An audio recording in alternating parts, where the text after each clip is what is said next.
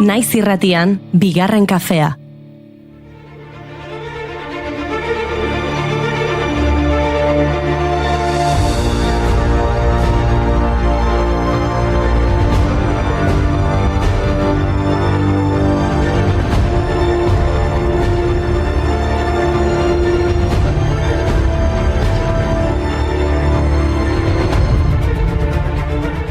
Egunon guztioi eta ongi etorri bigarren kafera. Atzo txokolatezko tarten eguna ospatu genuen eta gaur legoekin jolasean arituko gara. Izan ere gaur legoen mundu eguna omen da. Bai, gaurko egunez 1958an Lego jolas ospetsua sortu zuten Danimarkan. Ezagutzen duzu ezta, askotariko koloretako plastikozko adreilu gurutzatuak dira. Piezak eraskotan konekta daitezke objektuak ere egitzeko. Berez, Lego enpresa 1932an sortu zuen Ole Kirk Christiansenek. Negozio horri depresio handiak eragin zionean, altzariak saltzeari utzi eta zurezko jostailuak egiten aritu zen. 2 urte geroago, enpresa berriari Lego izena eman zion Leg Got, ondo jokatu, hitz daniarraren akronimoa. Marka oso ezaguna egin zen bertako biztanleen artean, zurezko jostailuak metalezkoak baino eskuragarriagoak zirelako bigarren mundu gerraren eraginez. Zur ekoizpenean izandako arazo batzuen ondorioz, Ole Kirk 1940ko hamarkadan plastikozko jostailuak ekoiztera pasa zen injekzio bidezko makina moldeatzaileekin. Piet Mondriaren kuadretan inspiratutako kolore bizietan inspiratu zen. Eta horrela jaio ziren gaur egun ezagutzen ditugun piezatxoak. Now I'll surrender up my heart and swap it for yours. I'm out of touch, I'm out of love. I'll pick you up when you... Aizue, Legoak eraikuntzarako blokeak badira, goazen eraikitzera. Gaurko egunez Eiffeltorreko lehen harria jarri zuten. 1887 zen, eta beste 2 urtez lanean aritu ziren monumentu hau eraikitzen.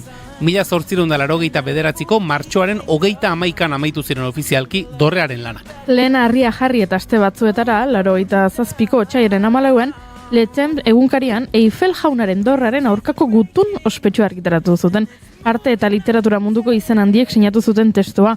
Charles Gounod konpositoreak, Guy de Maupassant idazleak, Alexandre Dumas semeak, François Coupe poetak eta Garnier opera diseinatu zuen Charles Garnier arkitekto klasikoak. Urte asko pasa dira eta gutun hori ospetsua egin zen arren, Eiffeltorreak tente jarraitzen du.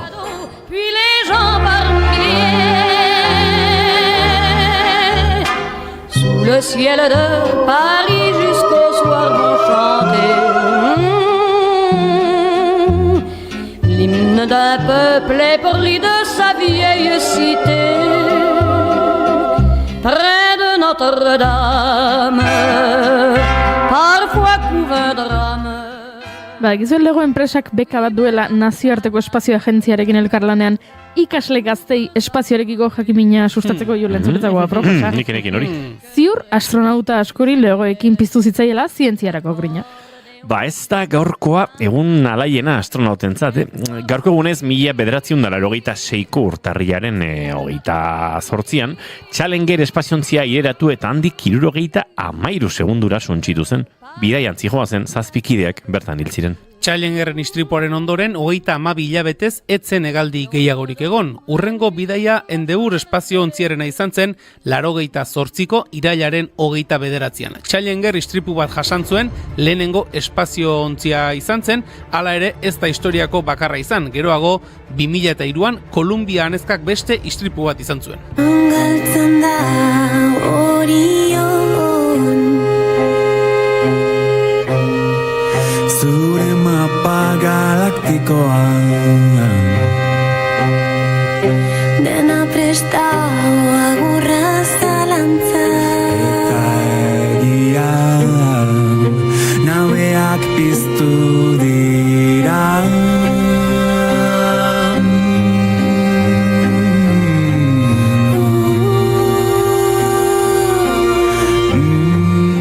Aitzindari izan zen Eiffel, aitzindari izan zen Challengeren hegaldia, eta aitzindariak izan ziren Islandian.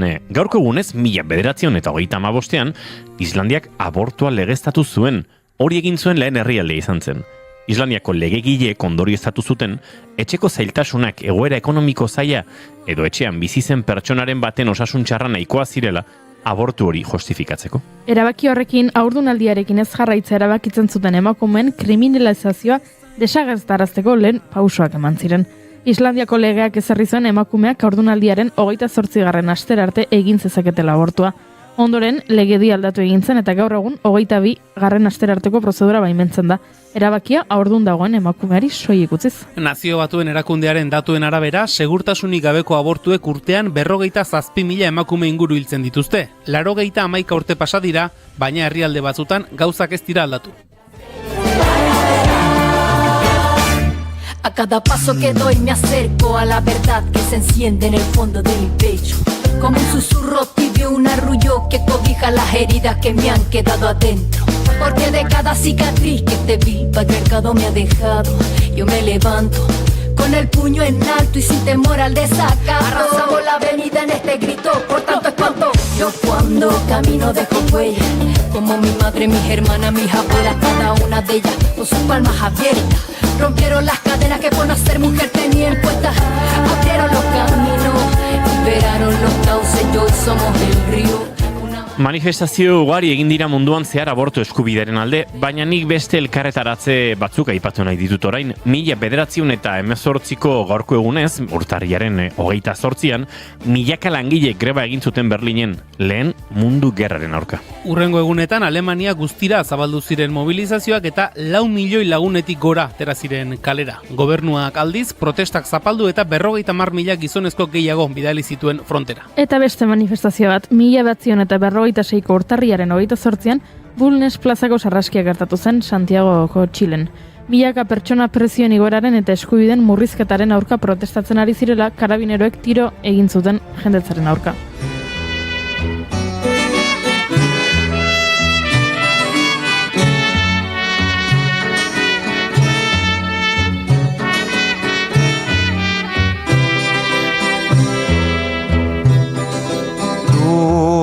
Camino esconde noche y dolor, ansia y valor, tendido allí quedaste de polvo y sangre. 6 lagun hil eta dozenaka zauritu zituzten, hildakoen artean zegoen Ramona Parra Alarkon, 19 urteko gaztea, eta Txileren askatasunaren aldeko borrokaren simbolo bilakatu zen. Gerora bere izenarekin mural subertsiboak margotzen zituen brigada sortu zuten eta Victor Jarak berak entzuten ari garen kantua eskaini zion, BRP. Txiletik Kubara joango gara, 1853ko urtarriaren 28an Jose Marti jaio zelako Habanan, olerkari eta iraultzailea, gerora etorri diren idazle eta militante askoren erreferente handia. Gazterik hasi zen Kubaren burujabetasunaren alde borrokan, espetxeratu eta 78an Espainiara bidali zuten, zuzenbide ikasketak egin ez zituen Madrilen. 1875ean Mexikora joan zen eta Amor con Amor se paga bertsoz egindako lana aurkeztu zuen.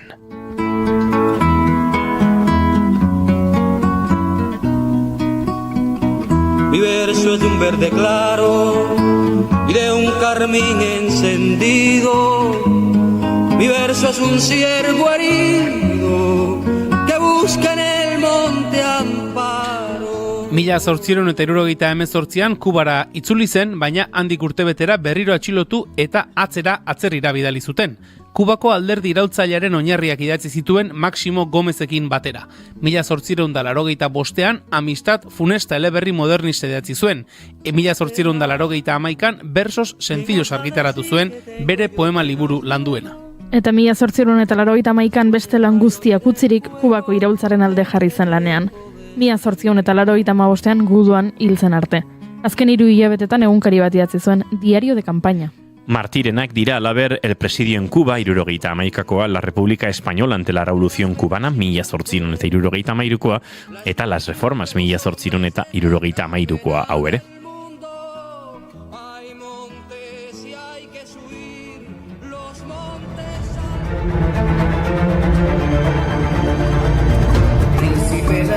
El camarón, camaroncito que se encantó, los zapaticos de rosas que Pilar a la niña enferma le dio.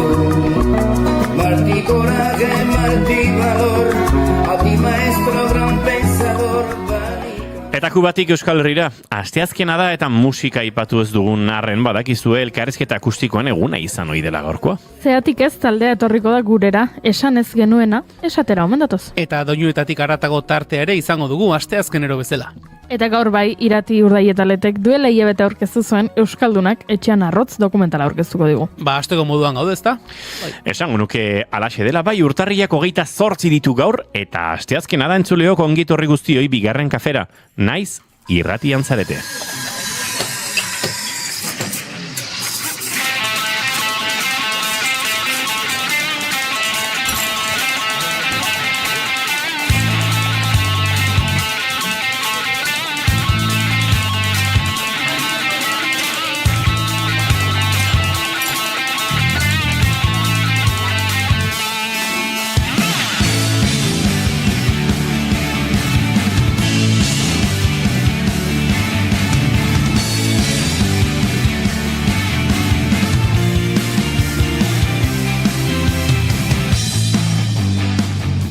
Zuekin entzuleok Julen Goikoetxea Orbegozo egunon. Baita zuei ere.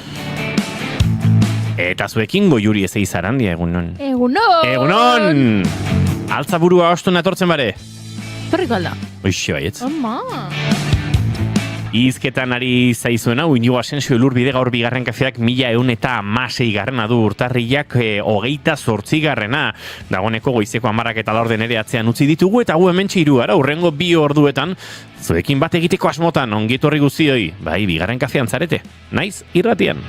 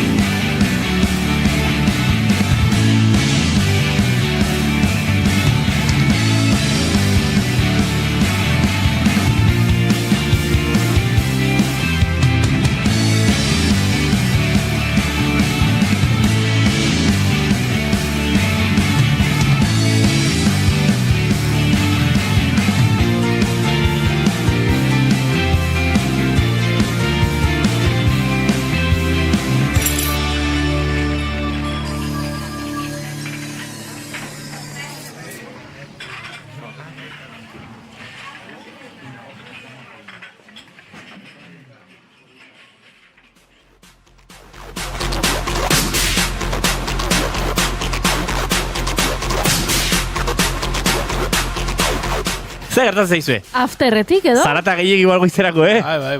Ez dira orduak, orduak. Kustzaitu zet pixkatola lokartuta edo. Bai, Eta zer egin egituzu, akabatu? Akabatu edo pixkat espabilatu arazi edo. Zakit, bapatean zapatak lurrere itxatxi zaizkit, mozkor bat ikusten ari naiz hemen iskinonetan lurrean botata. Neri oso gorrari zite egiten, hau, Bai, bapatean Berlineko after batean nagoela sentitu dut inigo. Sikera Berlinen balitz. Vale, a ver, horrela beto.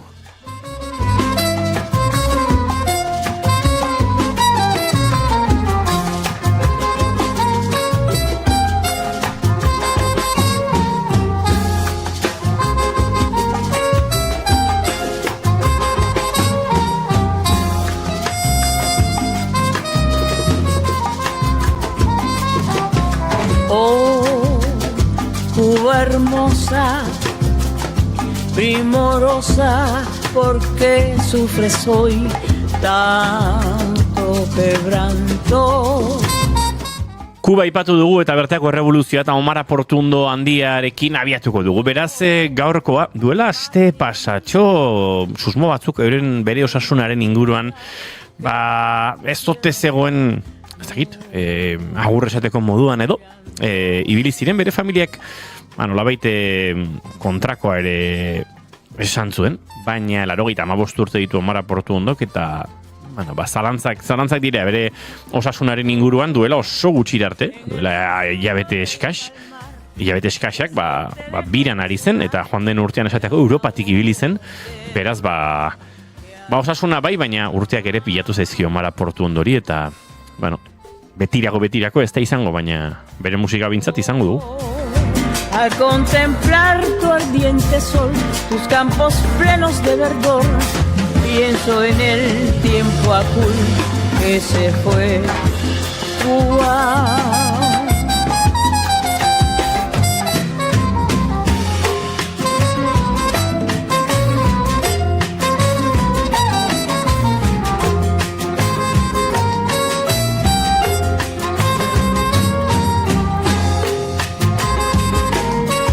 Eta maite duten tartearekin abiatuko du noski, baita gaurkoa ere egunero egiten dugun bezalaxe. Julen Goikoetxe Arbegozo, zure maite dut azin da? Begira, ni gaurkoa maite dut ez txobate dakart, eta aurtengo binakako pelota txapelketan, Iñaki Artolari gertatu zaiona ez, txapelketa hasi zen, eta bueno, Ander Rimazekin batera, ez du esango, sekulako txapelketa egiten, baina bueno, puntutxoak ateratzen hasi ziren, baina malau jardunaldiko ligaizka izaten da, ligaizka luzea da, gogorra egiten da, eta duela hiru bat aste edo, hasi zen, eskuetako arazo batzuk zituela, eta partida pare bat jokatu gabe utzi, eta berragerpeneko partidan, iragan larun batean, kolpe txar bat hartu, eta ezker eskuko atz bat apurtu du, eta bolara batean geldik egon beharko du, pentsa daiteke binakako txapelketan egin beharrekoak aurten egin dituela, eta pena ematen du ez, genuelako herrian ere ilusioa, bolada oso nean zebilelako, txapelketa txukun bat egiteko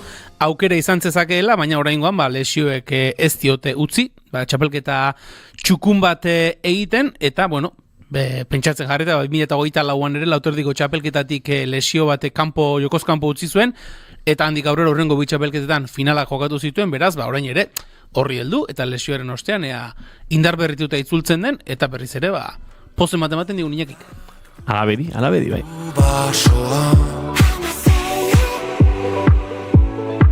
Etxe jaunak iesi argitan adarraren deia talamian kantuak debekatuta Nafarroan. Berriro berrinen nagoa? Jo, emakumea! Esnatu, guaizolako maten. Baina, ez da txarra? Pixkatola... Ez da txarra? Pixkatola zirikatzeko, ari zea. Ez? Honek ere irodokitzen dit parranda giroa? Gaua... Ez? Baliteke, bai. Ernilloko erromerian tankerarik ez du, baina... Igual, aralarko... Txindokiko erromeria litzake gehioz. Balerdikoa, o... Baliteke. Balerdipeko erromeria. Zeina zure maite dutago, Juri? Nere maite duta da. Gabonak pasa direla. Eta, orain, txokolatezko turroia, beherapenekin dagoela. Hauxe ez nuela, espero. Hauxe ez... A ver... Amatxo maitia. Zergatik egiten duzu, barrezok ez dakizu... Ez dakit... Nik ere ez dut hau iristen ikusi. Halloween pasatzen denean... Ze merketzen da, kalabaza? Bai, benetan kuia merketzen da? Merkatu egiten da. Badaude horrelako gauzak, eta ziur naiz orain laizteri inauteriak datoz. Inauterien ondoren... Mozorroak merkaoak izango direla. Edo izaten dira baita Gabonen ondoren euskal jantziak ere... Ez Santo Tomas eta horrela pasatzen denean, orduan pixka bat merkatu egiten dira. San Sebastianak eta gero Angulo merkatzen dira? Hori ez dakit, ez ditut inoiz erosi. Gabonak eta gero, bai, ez da? Bai, ez dakit. Bueno, San Sebastianak arte mantenduko dira eta gero. Ez sekula erosi eta sekula jan, beraz, ez dakit. Ez dakit dana noiz datorren meteoritoa. Ez, kontua da, gauza batzuk erostea ondo dagoela, hau da, ez dakit, nik orain agian, orain ez inauteriak datoz baino, behin inauteriak pasata, atorren urterako erosi nahi baldin baduzu, zerbait koloreduna edo mozorroren bat edo horrela, hor da momentua ez, eta gero mozorroak gorde dezakezu eta listo. Ez dakit, txokolatezko turroiak zenbateko iraupena duen, da, orain erostea asko, 2026ko Gaboneak datozenean edukitzeko jada etxean, ez dakit hori aproposena den, baina, bueno, izunik entzule izan behar dira txokolatezko turroia orain merkeago dagoela, duela hilabete baino, eta izu, agian intereseko informazioari naiz helarazten jendeari. Gure herriko harakina badakizu zer egin zuen, 2025ko Gabonetan, ekarri zituen, horrela, txorixo, iberiko, horrela, enbasatutako mordo bat, eta antxe zeuzkan zintzilika, eta 2026 hasieran behin ja gabonak amaitu ziren, eta antxe zeuzkan da, ni behin antxe zain neuela, nera aurrekoak esan zion, hori guztia sobratu egintza zu saldu ez dakiz zer, esan zion, ez, begira, esan zidaten 2026 hasi urte berriarekin batera, 8 euro garestituko zela kiloa, eta zuentzako ekarri ditut, norbaitek, aurten edo urrengo gabonetarako erosine baditu urte eta gehioko iraungitze data daukate, eta bezeroengan pentsatuz, mordo bat ekarri nituen, kiloko 8 euro aurreztuko zenutelako. Ze jatorra. Eta horrela egiten duzu harremana bezeroekin, eta horrela fidelizatzen dituzu, eta horrela, ez da atxarra izu. Nik esan dudana, begiratu nahuzu horrela... Ni hausi gautzi nahuzu egiten, jotama. Zoro mogoa, baina hori da beheraldietan egiten dena baita ere, bagian orain bikini bat erosi, eta horrelako gauzak. Erabiliko duzu bikini bat urtarriaren 28an? Ez. Baina gero iristen denean uda, ja zuk merkealdietan erosi zenuen bikinia erabilizakezu. Hori ala da. Arrapazak. Gero garestiago gongo dira. Hau bizkorraek, hau baino bizkorra badek. Du egitzek elain. Ez, baina begiratu bertzaio batzuetan diru zorroari. Noski. Batzuetan ez beti, Gizuen negua zertarako den garaiona? Piragua zerbait esango du. Neoprenoak erosteko. Piraguak erosteko. Piragua bera. Jendeari, batez ere, pixkate, udatiarrak diren edo itxasokoak diren piraguoiek, jendeari neguan sobratu egiten zaizkio, eta konturatzen da horreko udan behin bitan atera zituela, eta trasto horren bazu egiten da biela. Eta orduan, oso eskintzanak izaten dira. Piragua puzgarrietaz, ze iritzi duzu? Piragua puzgarrien munduan, alor edo, maila oso ezberdina daude. Ez dakit, agertzen zaizkidalako, tartean behin. Uste dut nire algoritmoak badakiela, hemen ordu batzuk pasatzen ditu dala zurekin. Niri ere agertzen zaizkit zureagoak diren gauzak lasai. Eta esan daitezke edo ezin daitezke. Sujetadoreak adibidez. Nahiko zurea bada kontu hori, Nola zen zesateken abestiura, sujetadoreak askatzen ikasi dut jada. Zinadak decir, hori da, el canto del locori, hola, Sirri Plus egin zioten... Big Noise. Ez, el canto del loco. Canto del locoren zeraura. Zesan Marnoen, batetik oso garaiona dela piraguak erosteko udarakoak eta hola, nik erosi, ni daukadan oraintxe prillon motiona, horrek 1.500 bat euro balioko ditu, eta 200 eurotan erosi nuen, iai kutu gabe. Garbi da txukun zegoela. Kontatu guren zure izer erosi duzun, oalapopen, zen nik ez nekien hau egin zitekeenik. Lehenguan, piraguan ibiltzera nindoa da, bere, bastan inguruan, galdu nuen nire eskuineko airpota. Hori da, entzuteko... Belarrian dagoen, eta orduan, zu gauzu zure kutsa eta zure ezkerrekoa. Eta orduan, Walapopen topatu dut, niri bezalaxe kontrakoa gertatu zaien norbait, eta orduan, eskuineko airpot bat saltzen zuen. Jo, galdetu diozu, zergatik saltzen zuen bakarra, jo, bagian hor ere, harremantzeko historia polit bat egon ziteke. Beneuken interes berezirik ez pentsa, Besterik gabe. Ondo, ez dara, barkatu prezioa negoziablea da, 20 uste izut da 20 eurotan erosi dut. Claro, ez nik begira, hori niri orain arte, ez zaiti inoiz bururatu, galtzen baduzu bat, eros dezakezula bestea. Pentsatzen nuen, bat galtzen duzunean, edo batekin egiten duzu aurrera, edo lote oso erosi behar duzu berriro. Hor azkarra izan zara inigo. Zalantzari gabe, hori, eta beste kontua, galdetu jazu piragua puzgarriengatik. Erantzun didazu, ja? Ez. Maia asko daudela esan dizut. Pentsetan hori zer erantzun. Ez erantzuna da. Piragua puzgarri batzuk oso onak dira. Eta orain nahiko modan daude Packcraft izeneko batzuk. Horre duela gutxi gure lagun kaiakista bat, akeita, igorrekoa da. Etorri zen horrelako batekin eta jauzietan eta saltoka eta nahiko traste hona dira. Eta piragua puzgarriek badute abantaila bat eta da biziletan gainean eraman dezakezula. Eta biziletaz mendiruntzu abiatu, erreka ertzean, zure motxilatik Packcraft atera, puztu, bizileta erigurpila kendu, piraguaren gainean jarri, eta errekan bera joan. Eta itxasora iristerakoan, nahi baduzu, berriz ere desmontatu, bizitartu, etxerako buelta egin. Horrelako gauzak egin daitezke. Baina piragua puzgarrien artean gauza oso ona daude. Eta esaterako, Decathlonek eukizuen modelo bat, bikoa, zela plastikozkoa bezain zurruna ia, eta oso txukun ibiltzen zenago juri. Gero kutre xamarrak. Gero puzgarriarekin itxasora, segun eta ze baldintzetan eta ze distantzitara ibili nahi duzun gozatik, kaso kontu pixkate uki behar da, baina ez nahiko ondo funtzionatzen dute.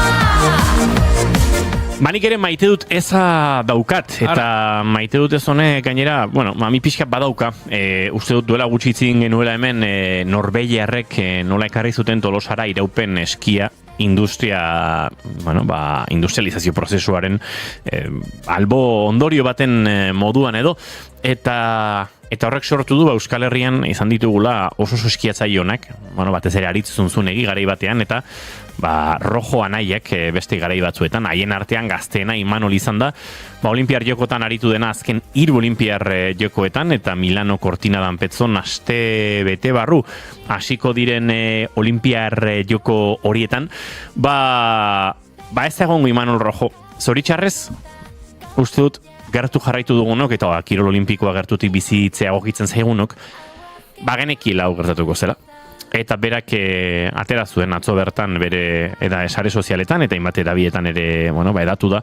Haren prentsa horra salatuz, egoera injustio baten aurrean dagola, justiziarik ez dela egin, eta 2019 geroztik batetik egokitu zaiola berari bere kabuz azpiegitura, bidai eta bestelakoak egitera, eta horretarako Imanol eta furgoneta, hainbat eragile, instituzio, eta artean kirolgi eta baita Bastin Fundazioa, enpresa pribatuak, eta babesle izan ditu, baina oso bakarkako bidea egin behar izan du.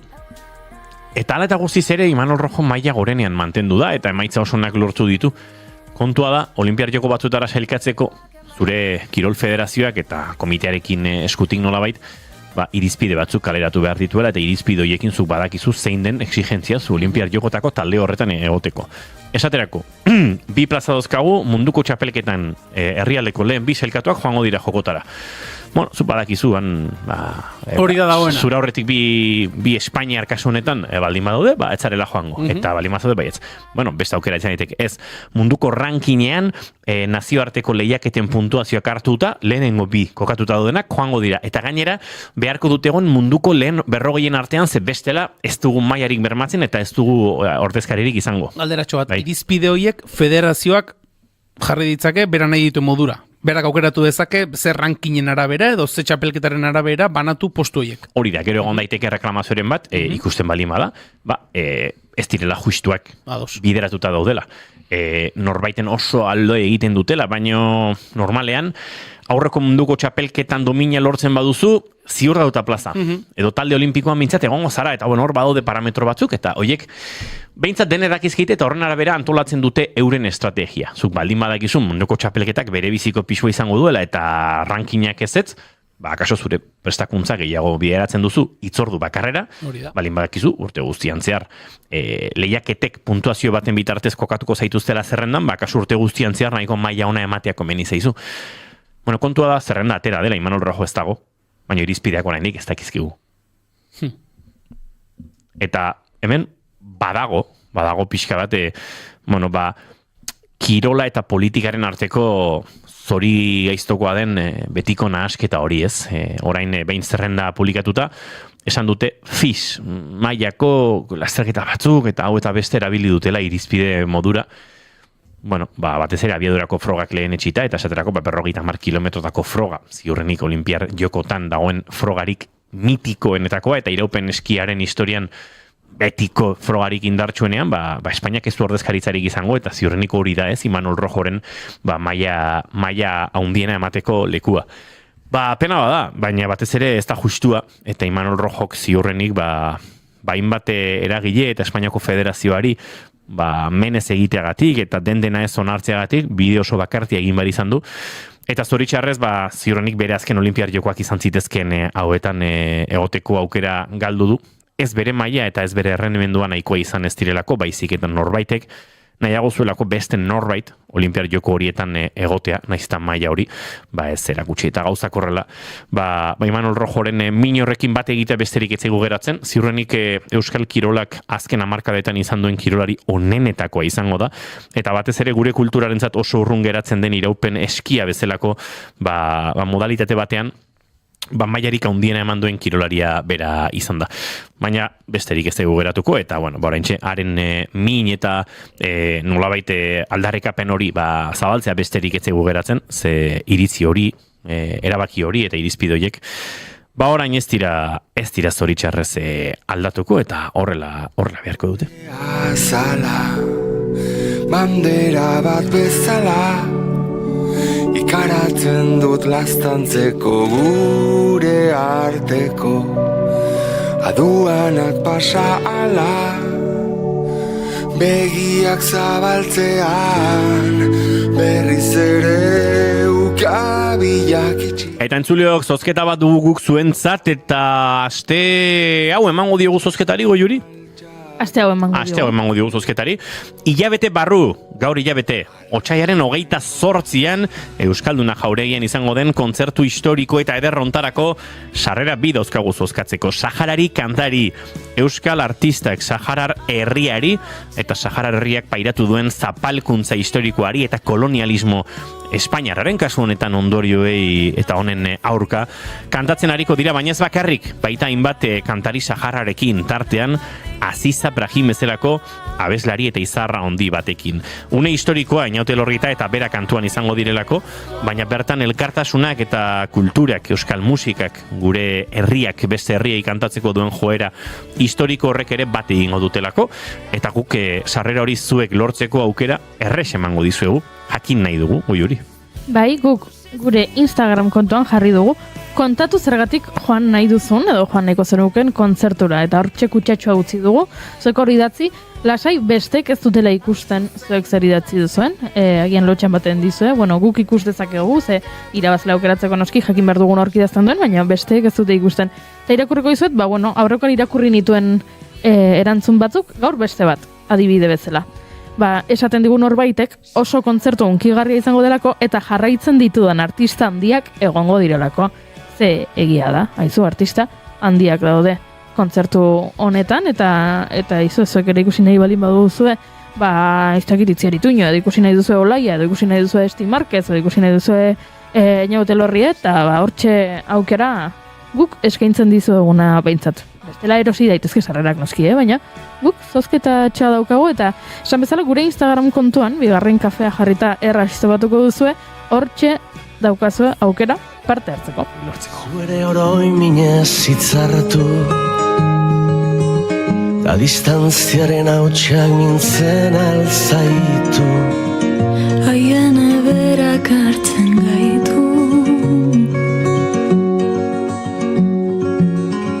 Entzuleok Eñaute Elorrieta eta Olaia Intziarteren izar polisariar bat honekin egingo dugu urrengo minutu parea eta segituan gurekin izango da Irati Urdai eta Lete Euskaldunak etxean arrotz dokumental orkestuko digu. Izar polisariar batek itzein zidan, izar polisariar batek erantzun zidan, aske izango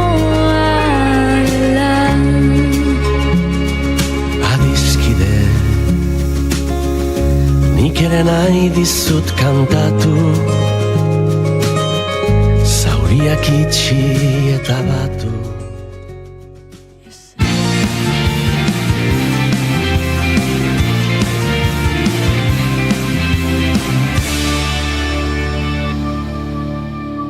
Keep calm and bigarren kafea.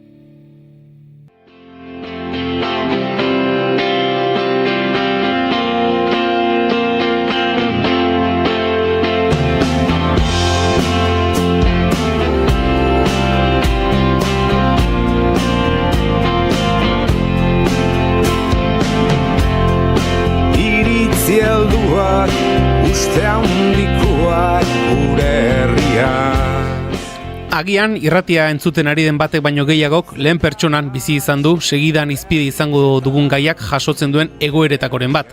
Eta beste askok etxean entzungo zuten, gurasoei edo aitonamonei gertatu zitzaielako.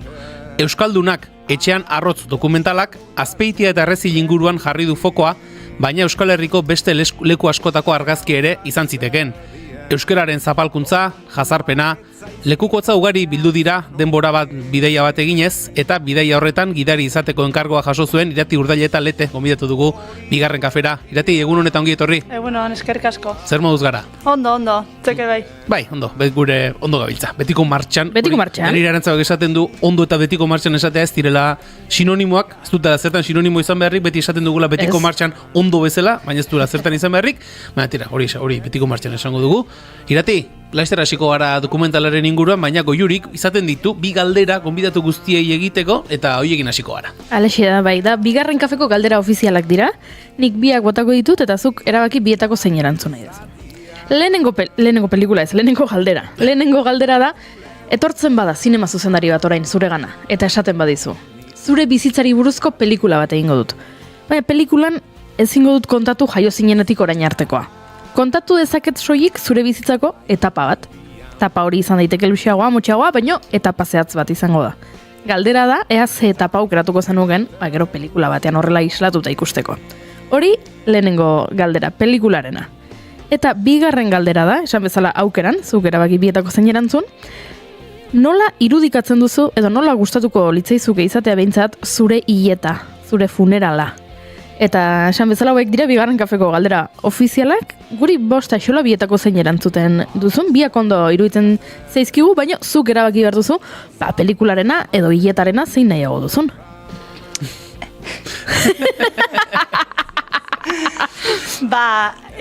Hiletarena beti esaten dute Elizaz behintzat ez dadila izan, eta horretaz gain, guk lagunen artean eta eriotzaren inguruan eta hitz egiten dugunean, bakoitzak nola nahiko lukeen edo zer nahiko lukeen, batzuk adibidez esaten dute, loreetan ez gastatzeko dirurik edo nik beti esaten diet mesedez eskelarik ez jartzeko eldiario askon.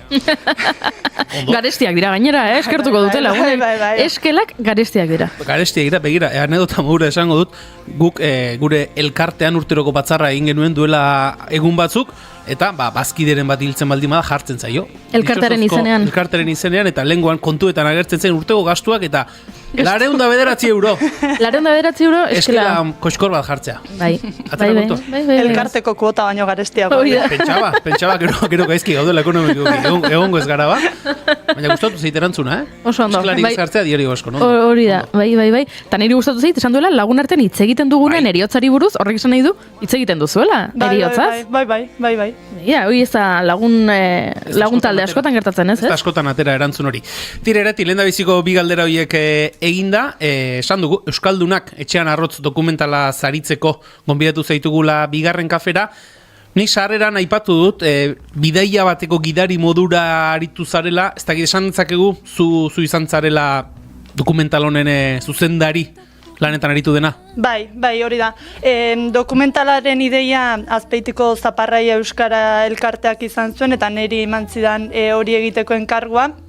Ni arduratu naiz protagonistak bilatzeaz eta berai elkarrizketak egiteaz, eta gero kulturaz kooperatiba arduratu da hori montatzeaz, eta esan beharra daukagu Azpeitiko udalaren finantzaketa izan dugula, 100% finantzatu dokumentala. Irati ez dakit, lehendabiziko esperientzia izan ote den horrelako ikusentzuteko baten ardura edo gidaritza lanetan? Bai, lehenengoa. Eta zer moduz? Ondo. Ni normalean idatzizko kazetaritzan nago ohituta eta desberdina da, baina gustatu zaitegi esan esperientzia bai desberdina. Idatzizko kazetaritza beti ere gehiago lotzen da Irati ez dakit, bapatekotasunarekin edo egun batetik bestera egin beharreko kontuekin edo egun gutxiren buruan, honek akaso ematen du beste pausa bat, beste ritmo bat, beste hausnarketarako tarte bat? Bai, hau lasaiago hartu dugu, egia esan enkargua 2024ko azaroan jaso nuen, urtebeteko epea eduki dugu hori egiteko, hasiera batean pixka bat lana handiena izan zen elkarrizketatuak aurkitzea eta dokumentalean parte hartzeko prest egoen jendea aurkitzea. Hala ere, proposatu nien gehienek baietz esan zidaten, kontatzeko prest dela beraiek bizitakoa, sentitzen zuten batzuek behar hori ere kontatzeko eta entzunak izateko, esaten zidaten beste istorio batzuk kontatu dira, beste batzuek badute beraien memoria eta guk hau ez dugu inoiz kontatu, edo ez behintzat publikoki, agian etxean bai transmititu zaie zenbait ideia hau edo gertakizun hauek, baina inguruan tokatu ez bazaie, edo familian bereziki gai honen inguruan hitz egin ez bada, batzuek ez zuten horren berri ere izango, eta sentitzen zuten hau gizarteratzeko beharra. Eta orduan grabaketekin gero iazko ekaina aldera edo hasi ginen, 9 protagonista izan dira guztira, eta azkenean abenduan estreinatu genuen. Uste dut badela irratian Julen dokumental gintzaz hitz egin dugun aldiro, hemen bigarren kafean badagoela ari bat, eta dela bagian hasieran beldur gehiena ematen duela dela topatuko aldut norbait, animatuko dena bere testigantza ematera, eta gero etortzen zareten eta etortzen diren zuzendari guztiek esaten digute. Ezezko gutxi jaso ditugu, ze jendeak kontatu nahi du hau, eta badauka beharra eta politia izaten da evoluzio hori ikusta, ez? Lehenengo bada beldurra nor topatuko dut honen inguruan hitz egingo didana, eta gero, ara, bazegoen jendea eta jendeak hitz egin nahi du. Bai, eta ez dugu urrutira joan beharrik izan, egia esan inguruan galdetuta bere alatea zaizkigu protagonistak eta horrelako istorioak bizi izan dituztenak. Esan duzu, proposamena egin diezuenetako denek bere ala baiezko eman dutela, zuk zeuk, enkargua jaso zenuenean, argi ikusi zenuen bere ala egiteko gogoa zenuela, horrelako zerbait egiteko gogoa bazenuela? Bai, kontua da, justu antzeko erreportaje bat egin nuela, idatzizkoa, kasu honetan berria egunkarirako izan zen, Bizkar Soro filma ikusi eta gero jendeak hitz egiteko aukera edukitzen zuen, eta han kontatzen zituen zen istorioen bila joan ginen, Bizkar Sororen egileekin hitz egin genuen, eta eman zizkiguten hainbat herritako kontaktuak, eta kontaktu hauekin hitz eginda egin genuen erreportaje luze bat, kontatuz benetan ze bizipen eduki zituen jendeak Euskal Herri mailan, eta orduan Azpeitiko Euskara Elkartekoa hau gustatu zitzaien, eta esan zidaten ea egin oten ezakeen Azpeitian zentratuta, bai Azpeitian jaio zirenekin, edo gaur egun Azpeitian bizirenekin, edo nola edo ala Azpeitiarekin harremanen bat zuten pertsonekin. Eta zu lehen esan duzu bezala Azpeitiarekin egin dugu, baina bueno, pentsa Azpeitian herri ezaguna, euskalduna izan da, horrelako zapalkuntza bizi izan badituzte, zer biziko zituzten herri erdaldunetakoek, ez? Zu zeu okerrez bagaude irati errezildarra izan da, gertutasunetik ere, bazenuen, zuk historia hauen berri, zuk entzuna zenuen etxean, herrian, inguruan bazenituen, testigantza horrelako testigantzen berri bazenuen? Bai. Saiatu gara gainera, denboran, zita 50. hamarkadatik gaur egunera arteko testigantzak jasotzen, eta bai, garai batekoak eskolan nola ezin zuten euskaraz hitz egin, nola egurra ematen zieten horregatik, etxean entzunda nituen, eta gaur egungoak denok bizi ditugu, ez? Edozein lekutara joan eta euskaraz egin eta aurpegi txarra jartzea, edo leku askotan, administrazio publikoan, osakidetzan, euskaraz egin alez izatea, eta horiek neuk ere bizitakoak dira azkenean, da nik beste dela, beste milaka euskaldunek. Dokumentala nolabait esateko, spoiler gehi egiten badugu zuk ere moztu elasai, jendeak ere ikus dezan, nolabait esateko bloke ezberdinetan edo banatuta daukazu lehendabizikoa, izan zirelako gara, eta hor jasotzen dira, nolabait ere denboran atzera joandako testigantza horiek, ez da. Ez da gizulen aipatu duzu, jendeak sentitzen duela kontatzeko behar moduko zerbait. Horrez esan edo, orain arte tabu modura egon dela nolabait ere lotxa hori kontatzeko? Bueno, euskaldunak beti sentitu izan gara gutxietxiak, ez?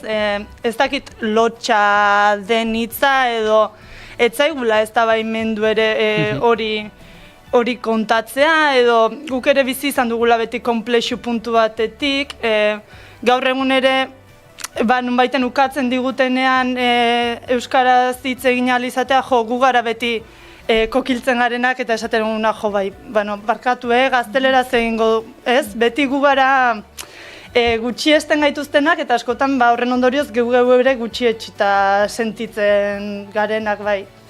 Eta hor, testigantza hoietan, bazuk esan duzuna ez, hasieran, egurra ematen zitzaiela, euskaraz egiteagatik, erabate zapaldua, jazarria, eta gero hor, momentu batzuetan, garai gako batzuk edo une klabe batzuk aipatzen dira, eta hor badago ikastolen sorrera hori hor nolabait ere paradigma aldaketa bat edo ematen da. Bai, aldi berean, nahi genuen jaso, Euskalduno jasan izan dugun zapalkuntza hori eta gaur egun jasaten duguna ez, erakutsi nola euskarak gaur egun bizi duen egoera ez den alabeharrez gertatu den zerbait, ez, galbidean jarri bada ez dela alabeharrez gertatu, baizik eta hartu diren erabaki politikoen eta hartu ez diren beste zenbait erabaki politikoren ondorio dela, baina aldi berean nahi genuen erakutsi baita ere, Euskaldunok erresistentziarako eduki dugun gaitasun hori ez. Nola, eukatu diguten euskaraz ikastea, ikastolak sortuko ditugu. Eukatu digute euskalduntzea, AEK sortuko dugu. Horra didez beste testigantza batek ere kontatzen zuen, bera eskolan arrotz sentitu zela, eta hortik dator dokumentalaren izenburu ere ez. Esaten du, ni eskolan arrotz sentitu nintzen, baina AEK-an hasi nintzen alfabetatzen eta hor etxeko sentitzen nintzen. Eta gero hor dago baita ere egunkariaren kasua, nola Guardia Zibilak Euskaldunon egunkaria itxi zuen euskaraz aritze utxagatik, baina bertako langileek berria sortu zuten. Eta hor, nahi nuen jaso baita ere ez, ez kontatzea bakarrik, behitu ze gaizki gauden, gutxietxi gaituzte ez dakize baina aldi berean, baita ere kontatzea ze gaitasun eduki duen herri honek horri aurre egiteko. Eta horra ipatu duzun gakoetako bat beste hori da ez, gau eskolak AEK aipatzen da alfabetizatzea, eta uste dut ez dakit hitz horiekin esaten den dokumentalea, baina alfabetatzea bera tresna baliabide modura erabiltzen dela. Bai, berak ala sentitzen zuen, berak esaten zuen, bera etxetik euskalduna zela, eskolan erdaldun duarazi zutela, berak esaten du, Azpeitiara joan zenean, etzekila hitzik ere gazteleraz, eta derrigorrean ikasi behar izan zuela, eta horrek justu berari, erdaldun edo sentimendu hori,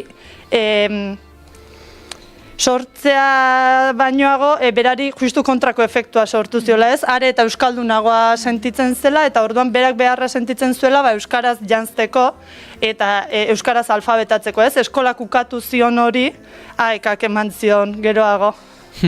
Eta hor, testigantzak ematen dituztenen artean aipatu duzu, 9 izan direla azkenerako testigantzak eman dituztenak, protagonista horiek bilatzeko prozesu hori nola izan zelen aipatu duzu, nahikoa erraz jasotzen dituztela baiezkoak, zuk hasieratik argi zenuen nor izan zitekeen edo nola izan zen bilaketa hori? Inguruan galdetuta, egi esan, inguruan batzuk kuadrilako batzuen senitartekoa dira, beste batzuk herritik ezagunak, gero Azpeitiko zaparrai Euskara Elkartekoek ere lotu zizkidaten batzuk, adibidez ikastolen sorreran egondako irakasle eta ikasle hori, pixka bat inguruan galdetuta izan da, ez da aparteko ikerketa sakonik egin behar izan horrelako testigantzak lortzeko.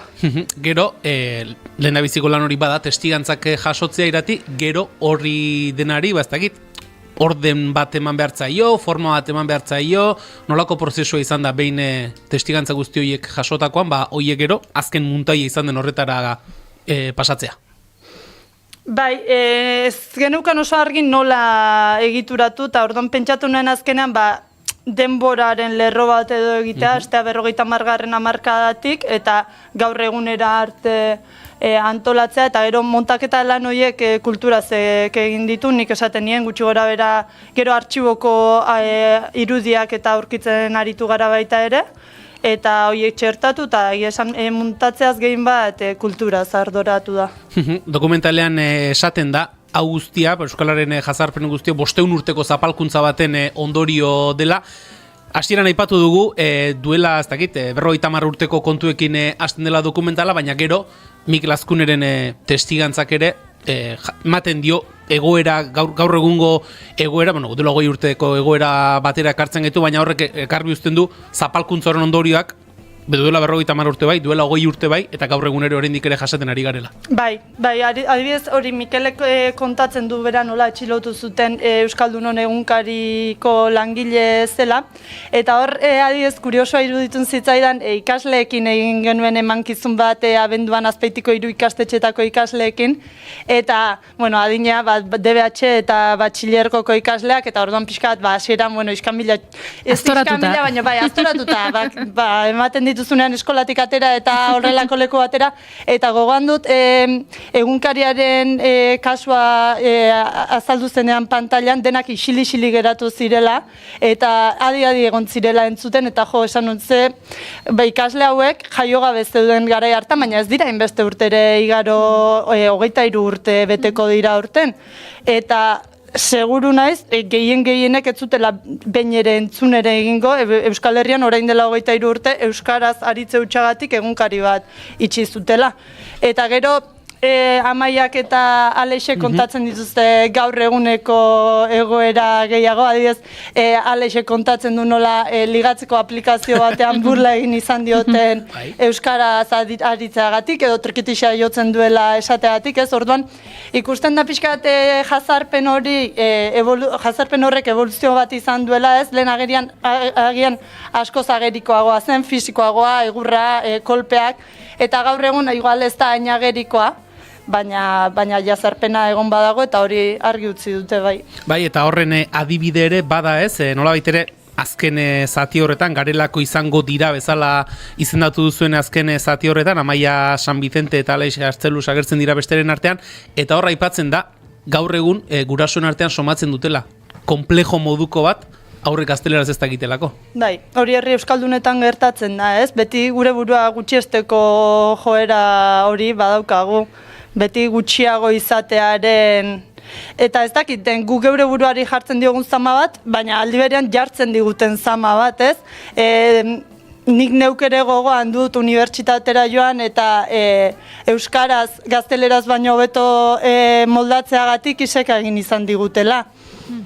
Bai, hori nire dintzat gertatu zait, eta Azpeitiaren kasuan ari gara, Irati, Azpeiti esan liteke, Euskal Herria luze zabalean kontuan hartuta, Euskararen arnasgune etako bat dela. Esan edut, Azpeitiaren kasua, baldin bada, oraindik ere Euskararen zapalkuntza, jazarpen horren ondorioa pairatzen ari garela, arnasgunea izan da, hau, Euskal Herriko beste dozin puntutara eramaten baldin badugu, Euskararen egoera badakigu oso larria dela, baina honen nolabait ere jartzen du ez, neurri moduko bat edo neurgarri modura, arnasgune batean egoera horrela baldin bada, arnasgune zestinetan zer izangote da. Bai, neuk ere hori pentsatu izan dut ez, guk azkenean, ni neu ere arnasgune batean bizi naiz, eta erraztasunak ez dira erabatekoak, baina gutxi gora bera, nahiko errez bizi zaitezke gaur egun behintzat euskaraz. Ez pentsa ez, zer izango den hori inguru erdaldunago batean bizi den batentzat, ez? Eguneroko ekinaren ondorioz ahalik eta gehien egin euskaraz saiatu eta gainera ze gutxiespen eta zer jazarpen jasango duten bai. Egian egin beharko litzateke dokumental hau herri erdaldunago batean eta alderatu ez, egoera zer nolakoa den batean eta bestean. Bai, baina behintzat horretarako balio du, esan nahi dute, arnasgune batean egoera hau da, hortik aurrera norberak atera ditzala edo estrapolatu dezala ez, gutxi gora bera, bere ingurura. Irati, gustora geratu zara? Bai.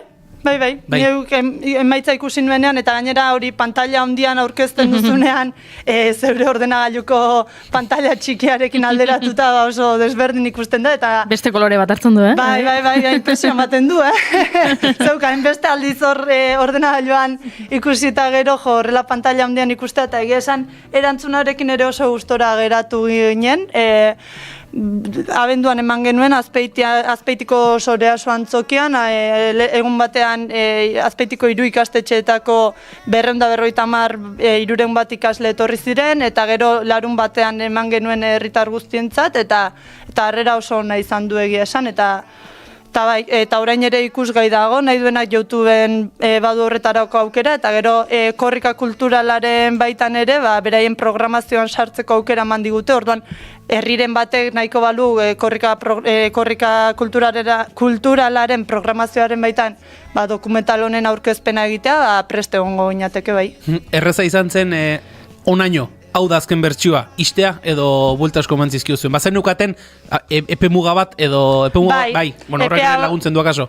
Bai, abenduaren 3 ingururako nahi genuen bukatzea, azkenean agenda kontua zirela eta Soreasoko agenda kontuak pixka bat 17an edo ez dakit, ez dute genuen egin azkenean aurkezpena ez dut oainkoagoan egun zehatza, baina bai, bukatu beharra zegoen, eta ez nion buelta gehiagirik eman, ja ikusi nuenean, holaixe, eta kito, bai. Konplizia asko izan dituzu inguruan, jende asko irakutsi diezu, jende aurren erakutsi aurretik? Ez. Ingurukak ere joan ziren gero aurkezpenera, baina ez ikusi gabeak zeuden, bai. Esan duzu, beraz, lehendabiziko urratsak ematen ari dela, korrika kulturalaren baitan ere ikusteko aukera izango dela, YouTubeen ere izango dela, ez dakit, protagonista izan diren horiek, testigantzak eman dituztenek, ikusitakoan zer esan dizute?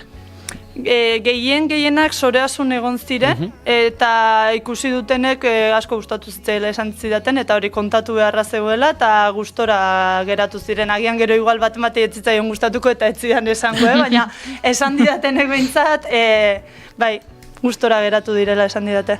Esan diguzu, Irati, hau izan dela nolabait ere, lehen esperientzia ikusentzuteko baten gidaritzan, goa geratu zeizu? Bide honetatik jarraitzeko gustora aritu zara? Bai, gustora aritu naiz ez, dakit beste proposamenen bat balego igual aztertu beharko genuke, niri kazetaritzan idatzizkoa gehiago gustatzen zait, edo gehiago landu izan dut, baina proposamenen bat balego batek daki. Ateak itxita behintzat ez ditugu utziko, Irati Urdaile eta Lete Euskaldunak etxean arroz dokumentalaren egilea. Eskerrik asko, bigarren kafera hurbiltzeagatik, eta izan dezala, bideo paro dokumentalak. Eskerrik asko zuei gonbidatzeagatik. Zabez bihurtzera lo ezinak nagi, mamuak izara da itzakaragi.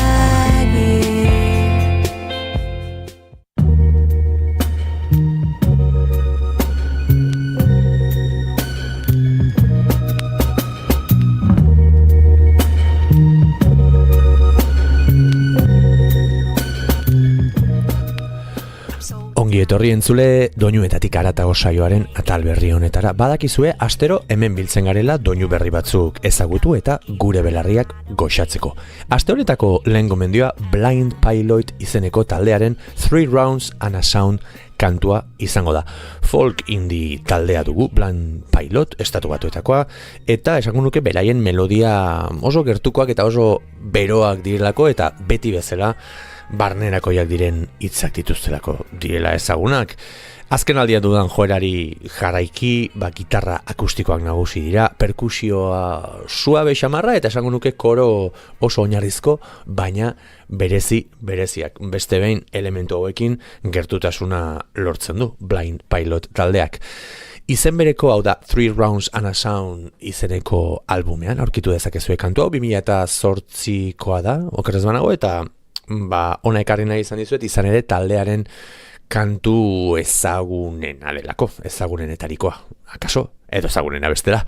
Eta letrak norbait edo zerbait galtzearen inguruan hitz egiten digu, aldaketaren behar horretaz, eta denboraren igarotzea onartu behar dela ere, esaten du lerro artean.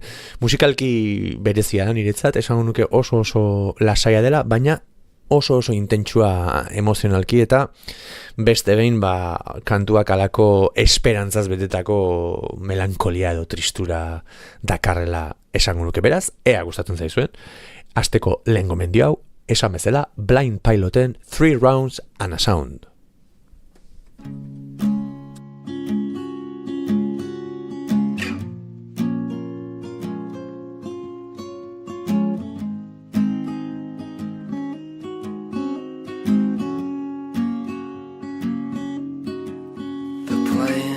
Our song,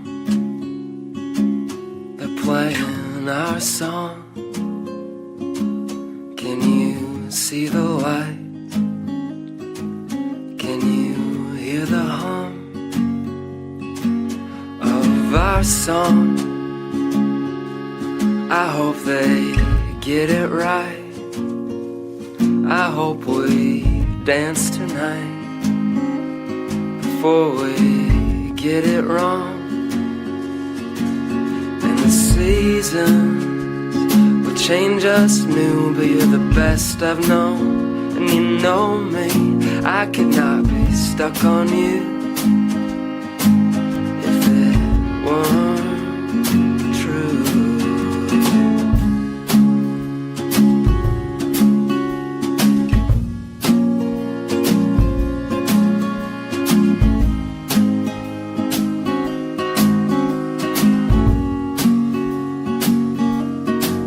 I was swimming, my eyes were dark till you woke me.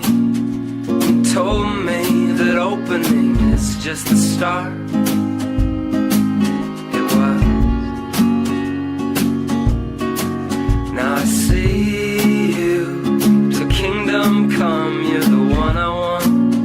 To see me for all the stupid shit I've done.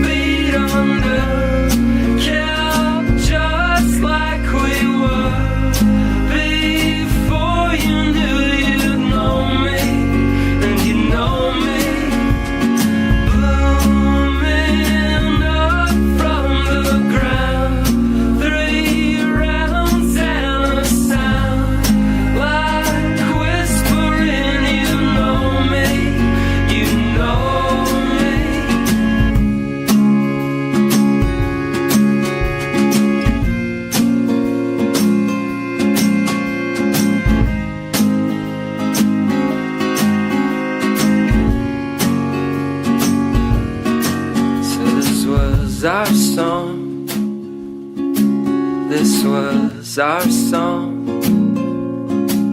I still see the light,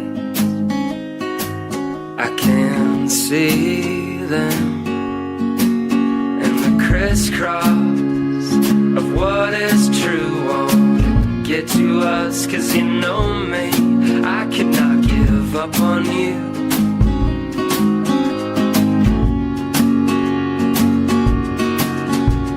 Fog of what is right won't cover us. 'Cause you know me, I cannot give up a fight.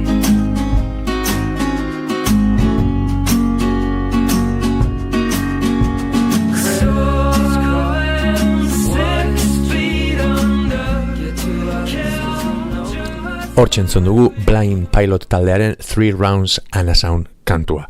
Aste honetako bigarren gomendio gisa, musika instrumental pixkat ekarri nahi izan dizuet, Croak Bean taldearen August 10 hain zuzen ere. Nik taldea hau kantu honekin ezagutu nuen, eta gerora asko entzun dut, zuzenean ikusi ere bai, eta oso talde berezia irutzen zait, funka, soula, rock psikodelikoa, eta batez ere munduko txoko ezberdinetako tradizioa duen musikan hasten dituztela esango nuke, eta gainera baxu oso erakargarria dutela esango nuke. Niri behintzat lehen kolpe horretan baxuak erakarri ninduen, oso inguratzen zaituen soinua sortzen dute baxu linea horiek, eta gainera gitarrak nahiko garbiak dira, efektuz beteak esango nuke, eta instrumentu hauek alako indar narratibo bat dutela esango nuke, izan ere esan bezala ez dago hitzik. Orduan baxu eta gitarrek presentzia asko dute. Con todo el mundo izeneko albumean aurkitu dezakezue kantu hau, eta benetan Croak Bean izeneko talde hau izugarri gomendatzen dizuet, musika instrumentala, esango nuke ez dakit edozein momentutarako, baina ia edozein momentutarako aproposa eta ezoikoa. Beraz, ea gustatzen zaizuen Croak Bean taldearen August 10 kantua.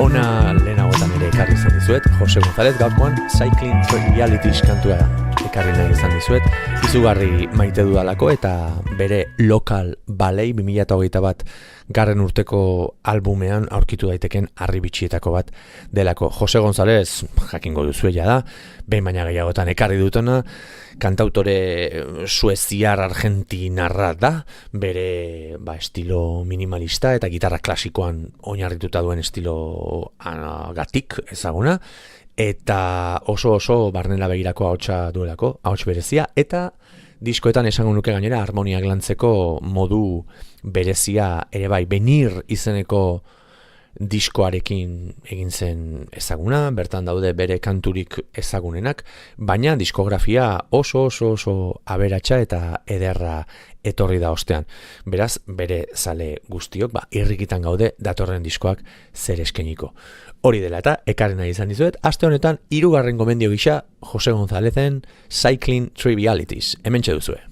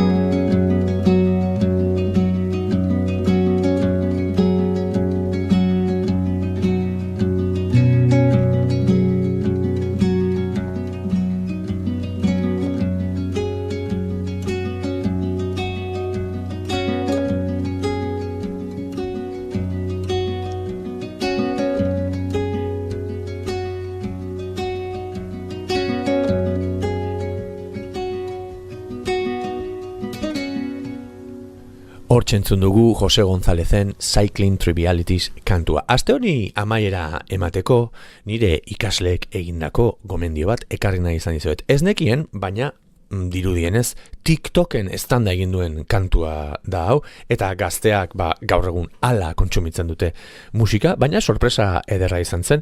Beraien gomendioak ez zaizkite beti asko gustatzen, baina hau benetan erakargarria egin zitzaidan, eta horregatik ekarri nahi izan dizuet ona.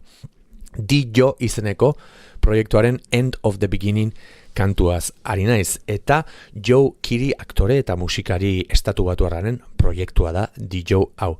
Eta telebistan lan egin du eta dirudienez tipo ezaguna da. Asko gustatu zait kantu hau, izan ere synth pop ukituak aurkitu dizkiot, baina soinu nostalgiko edo 80. hamarkadari keinua egiten dion soinua ere iruditu zait. Akaso oker nabil edo erratuta nabil, baina izugarri erakarri nau kantuak, oso laburra da eta oso berezia zentzu guztietan. Batez ere melodian arakatuz 2022an kaleratu zuen Decide diskoan aurkitu daiteken kantua dela ikusi dut, eta esan bezala oso famosoa omen da, beraz ni bezala orain arte entzun ez baduzue, gaurkoan hemen aukera. Aproposa iruditu zait, aste honetako gomendioetan azkena izatea, asteari agur esateko, eta zuei besarkada handi bat bidaltzeko. Entzule, hurrengo astean entzungo dugu elkar. Hementxe duzue Dioren End of the Beginning. Just one more tear to cry, one teardrop from my eye. You better save it for the middle of the night, when things aren't black and white. And the troubadour, remember 24.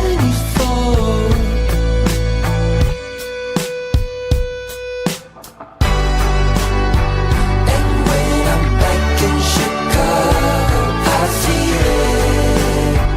Another version of me, I was in it. I wave goodbye to the end of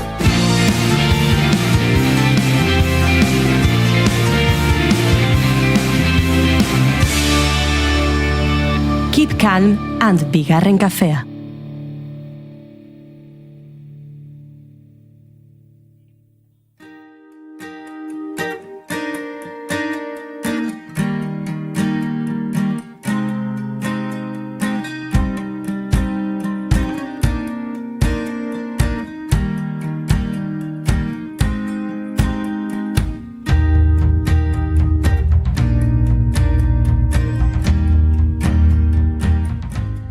Esaten duguna, esaten ez duguna, ezin duguna esan ez genuena, esateko berandu egidena.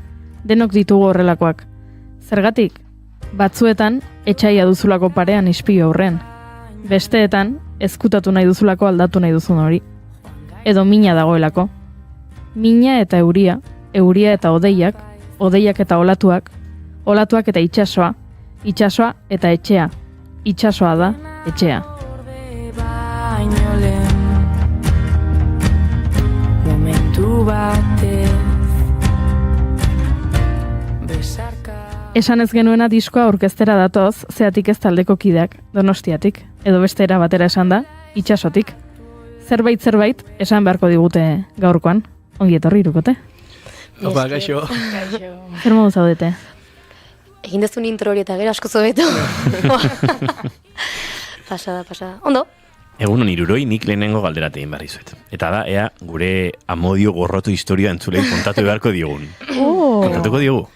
Bai, bueno, lotxatu inbarko gera. Ez dago gorrotorik. Hombre, barkatu, nik astelenean Indabeko lagunen kontzertuan topo egin genuen arte, gorroto ez, baino, pixkat, gero ja... Interesanoa deitu. Gero ja aizkietu inginean, oain ja best friends izan gaitezke, baino ordura arte bat zegoen. Bai. Bueno, bardon kontatu zergatik. Bueno, detaile guztiak ez ditugu kontatuko. Pixkat kalabazak eman zizkigun denako azken ordu batean. Vale, listo. Horrela esan da. Urtarriaren bosteko errege urtarriak bosten? Errege gaua zen, horrela zineman zeuden. Ni zineman 4 minutuko audio bat. Bai. Zineman nago 4 minutuko audio bat. Bueno. Bai, hola izan zen. Errege bezpera, esan urrengo egunean genuen irratsaioa, beraz... Ez dakit zertzen. Gazki antolatu ginen, eta gogo asko genituen etortzeko, eta lehenengo proposemen hori esan genion baietz, eta gero esan genion, ostras, eta nola egingo dugu. Aldiegu erru guztia Pablo zurutu zari eman. Erru guztia Pablo rentzat. Bai, oso ondo iruditzen zait. Bai. Pablo nerrua, Pablo bilatu nahaztuzun dena. Berarekin amestu dut gaur. Bai? Bai, amestu dut lagun batekin geratzen nintzela, eta lagun horrek esaten zidala. Joe, barkatu, eske konfunditu naiz eta geratu naiz zurekin eta beste lagun batekin aldi berean. Axola dizu, 3 jute balin bagea elkarrekin afaltzera, eta nik, bueno, ba ez, aurkeztu idazu, eta gain jatorri izango da, eta jote ginen jatetxe batera, eta Pablo zurutu zazen, 3. hori. Eta nik, Pablo zautzen dut. Kompainia oso ona, hori da, subkonstientea. Lehenguan Pablorekin hitzein, non esan zidan, noiz egoten gehan, danik, egia. Nahi dugu afari bat egin, nahi dugu pixkakero liatu, horrek sortzen du asteburuan izan behar izatea, baina asteburuan kontzertu gehiagi dauzkagu. Zorionez, denak, eta, klaro, eta aste honetan ere zingo du izan. Bueno, ikusten duzu, ez da, hemen bigarren kafean esaten ez duguna kontzeptua ez da existitzen. Hemen dena esaten dugu. Zeatik ez dugu esango? Zeatik ez dugu. Bueno, dena argitutan zuleekin, zeatik ez talde Donostiarra, gaur gurera, hasiera batean ere pixkan minimalago, baina ia da, hau ja errorra izan dela pixka bat, ze astelenean kontzertuaren ostean, esan, helikoia jotzezu, igual, jake bajurik ez datorren, helikoia ekarri, eta igual nik neuk ere pixkat liatu eta asuntoa, baina, bueno, formato ondi xamarrean azkenean, iritsi zarete onera, ona, iritsi zarete, baina nondik hasi zarete. Ez da egiten zule askorentzat ere, bueno, izango da pixkat zeatik ez deskubritzeko momentua, lehenengo lan orkesten ari zarete, nondik nora sortzen da zeatik ez, eta pixka bat konta iguzu ezein den bidea du.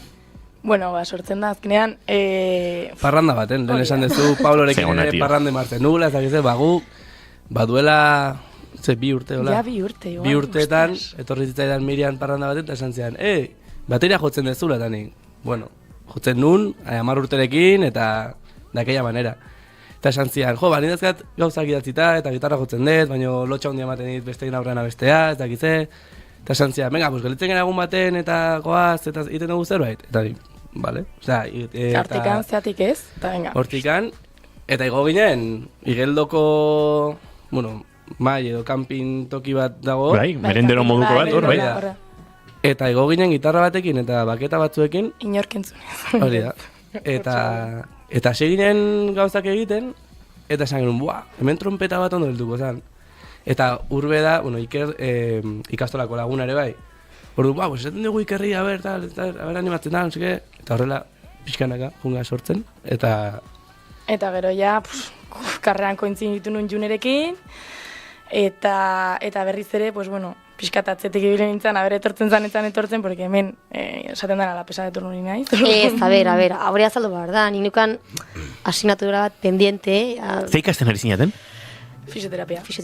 Bai, eta, bueno, nik, hau askotak kontatu dut, ja, baina nire amari ez dio graziarik egiten, baina, bueno, bai, egia da, suspenditu nula asignatura berdina bi urtez. Asignatura zan? Anatomia 3, tio. Neuro, bai. Horren da gehien guztien zaitena, baina momentu hortan ez nuen ulertzen, ez dakit esan nun, Eta, bueno, gauza hon bat ekarri zidan egia esan suspenditzak, bi aldiz. Eta hori mirik esan zidan behin klasean, aizu, eta ez ezagutuko inor gitarra edo gitarra joko duenek edo abestuko duenik, eta bueno, ni pixka bat, baina nire gelan. Eta hori, eta esan zidan, etorri egon baten sehatzera, eta esan nion, bueno, asignatura aprobatzen detenean, jongo naiz.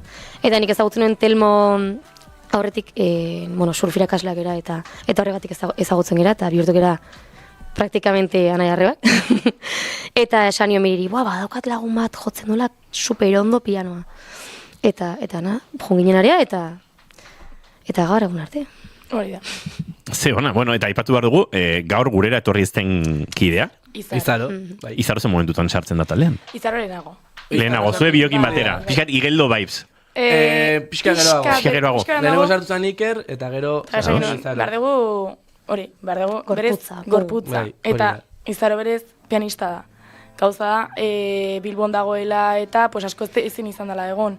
Orduan, Telmo sartu zanean, bueno, Telmo kartu pixka teklista papera eta bera ez bigarren paper bat, baina, bajistara pasazan. Alata guzti komposatzeko eta laguntzen du pilo bat, eta hortxe biltzen da gurekin, atope, así que mucho potoloak ez dara emenekan. Gauza esango dizuete, igual bajistaren bat ofenditzen ari da, pixka azken planoan utzi dugulako, lasai, bajistak horrelakoak izan dira beti, horrelakoak gara esan dezaket. Nik askotan esan dut Izarori, baina Izaro reinventatu da totalmente, ze egia da, justo hemen gauden hiruak, esango dut, ez daukagu, ni idea, zenota den zer, eta Urbe, Telmo eta Izaro dira mega makina batzuk horretan, orduan, hasten da hitz egiten beste hizkuntza batean, eta noizean behin biratzen gara, miri bainat eta hiru, tipo, ulertzen izia zero eta ez, bale. Gauzat esango dizuet, musika ez dakin jendearen joera bat badago, eta honen inguruan memeak daude Instagramen bastante guapoak, hanka sartuta, nota bat sartu ezu, zan bemol amairua, bai, eta sonatu du oso gaizki, kabarroia, kontuz musikaz dakira esaten du jendearekin, ze gero nahiko troleroak izaten dian, badakite. Bai, ez da.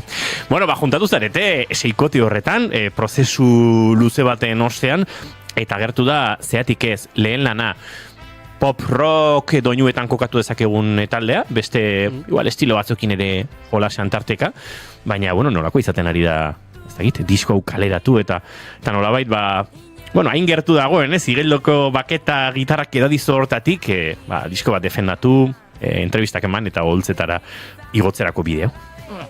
Hasieraten pentsa ezina zen hori bihurtu dugu egi, eta netzako da, eta guztientzako, pasada bat. Osea, esate dezuna, baketatekin eta gitarratekin izatetik, taldeat izatera, hainbat pauso eman ditugu. Eta hasinan, beinatek eta guzti esaten zian, tu flipada, ez esaten aizea, hain joko degula denen aurrian ezakize. Nik esaten nion, kontzertu bat ematerako, oain dikan, gelitzala pilo bat. Eta derrepente etorri izan aste nagusian, juntatuta gero, etorri izan aste nagusian egiten dan azoka moduko bat eskifaia kofradiak antolatzen duna, eta hor gaude sartuta batzuk, eta esan duten ez dute jo, hor bai izan zen akustiko edo ingenun. Eta ateratzen hortikan, jendeari gustatu zitzaiola. Eta esan genuen, ostras, pues igual hasi bergera ja ondo eta serio, eta labaki genuen hortikan diskoak grabatzea. Iraian, ez? Bai, horri bilgine Zumaian, Jurgirekin, ozen estudioaken. Uste dut, ez da gido esan daiteken, Iraia Kamra lankideak esan zidan lenguan, asmo hieran zebilela, baina igual hau gehiagi esate izaten ari. Bilera bat zeukatela. Hori da, baina, Iraia Kamra lankide musikaria da, bere lan ura ere entzun genuen, lehenengo lan hori, baina badabil beste banda batekin, eta bera ere bigarren kafeko entrevista akustikoetan laizter ikusiko dugu, baina bidetik diskorik grabatu beharko du, eta kaso Zumaian grabatuko du. Diskoa grabatu, kontzertuak eman, okerez baniz etxekalten aritu zinaten, duela oso gutxi eren egungo lagunekin, esango dugu, mugango lagunak ere tartean ziren, eta pixkat, Donosti sounda berrizendatu, berreskuratu, euskaldundu, eta beste giro batzuetara eraman du. Ze, oso osasuneko dago, Donostian oraintxe sortzen ari den musika, eta zuek, bultzada horren, olatu horren parte, ez? Bai, ni bai sentitzetela gerala, aurretik sortutako edo sortuta zegoen olatu baten parte sartu gerala orain. Eta mundua deskubritzeko. Gu sartu gera itxuan. Esaten nahi gara, ez dakigu ezer, hartu ditu lagunak edo lagun batzuk bildu gera bakoitza bere etxetik jotzen zuna eta sartu gera munduntara. Eta aldi berean ze polita, ez? Ez dakigulako, baina ega deskubritzen, ditugula lagunak, daudenak hor, guri laguntzeko preste, aipatu dituztuna, muganekoa, iren egun, indabe. Gero, dakagula, gauzapi bat ikasteko. Eta, ez dakit. Nik uste hori izan dela, azkenean. Olatu horren parte, orain. Bai, nik uste, mirik esan duen bezala hori izan dela, gutxinez, nik eramaten den ikaskuntzarik handiena, ez? Esatea, irekitzea beste mundu bat, guztiz, eta dokat dena ikasteko. Horren arte, hori, jodegu hori, bakoitzak bere gelan, momentu tristetar, eta batean, juten zera hori kontzertu batera, eta kasik ez dezu abestu behar zuk, jendeak abestu nolako abestia da, ez dakit, osea, azaldu ezin daitekeen zerbait eta hori oso hunkigarria dena. Epatzen nuen pixkat berri zendatu ez, duela 20 bat urte Donostiako musika eszena sariko bagina, eta Donosti Sound delakoaz, beste referentzia batzuk, beste izen batzuk agertzen zirelako, eta gaur egun, ez dakit, olatu honi, Nogen bezalako talde batek atea zabaldu ote dion, hor loturak segituan egiten ditugu Nogen mugan eren egun eta zuek, aritu gara hitz egiten Asteleneko Indaberen kontzertuaz, agian kolore rockeroagoetan, power trio formato, baina, osasuna handia dago, eta publiko, transversal puntu bat ere, bai, esango nuke, Astelenean dabala bantzegoen jendearen artean asko egongo zirela aipatu ditudan talde hauen eta zuen kontzertuetan ere ez, eta hori bada ez dakit sendotasun bat edo militantzia baten erakusle edo ez? Bai, eske nik uste dut egiten dugula ere bai, guk adibidez hartzen dugu, esan dezuen taldeetako zerbait. Jotzen dugu eta hau, tal, eta ikusten dugu, eta saiatzen gara, imitatzen edo gure modura egiten, hori da, dira ezkeran esan dituzun guztiak erreferenteak. Orduan saiatzen gara gure modura egiten. Orduan, estena hori ere bai, jendearentzako ere oso antzeko izaten da, eta orduan publikoa edo normalean antzeko izaten da. Bai, sentitzetela hori sendotzen ari dela, eta zepolita ere gu horren parte izatea, ez? Osea, Donostia Euskaldun egin behar dela oraindikan ere, hor borroka potentea dakagula, eta horren parte izatea ere, eta konturatzea parte izaten ari gerala, orain hasi gerala, niri, niri unkitu iten hau, baina, eta gizu.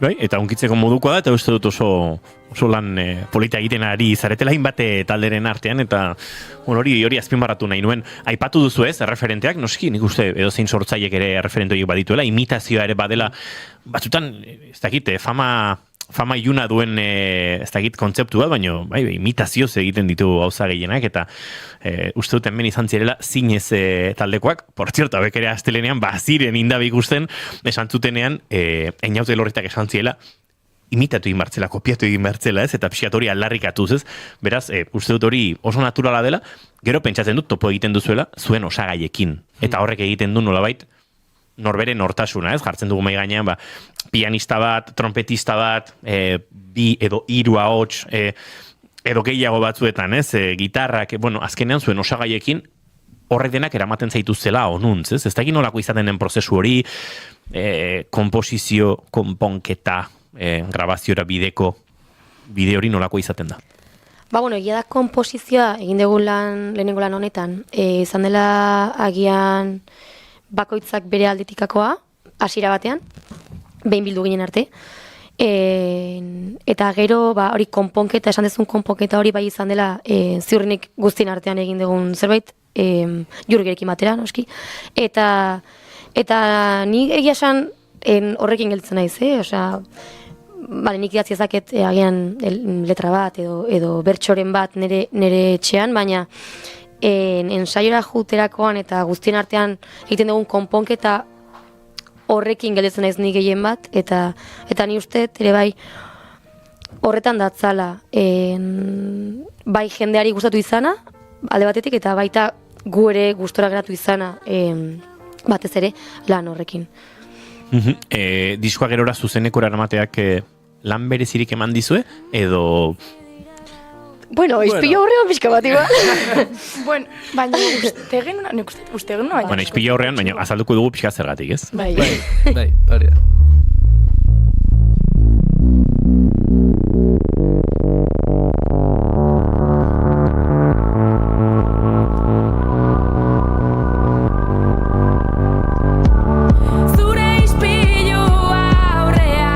Dugu koloristikoki, Gartxotun zain letona, Gartxot ere bada pixka Donosti Soundaren aitatxo horietako bat, Gartxotun zain letonari saio honetan askotan barre egiten genion hitz baten gatik, ez? Sonikoki kontzeptua batik, baina igual sonikoki bai da, ez? Diskotik pixkat alde batera edo ezberdintzen den kantua, ez? Eta nola definitzen duzu edo zuzenean, edo zelan eman du honek, Hasieran abesti hau zen rock guztiz rock. Eta saiatu ginen, eta juginen estudiora, eta genuen rock, eta dena tala, eta Jurgi bidali zigun bueltan, eta esan genuen. Keba, Nipa.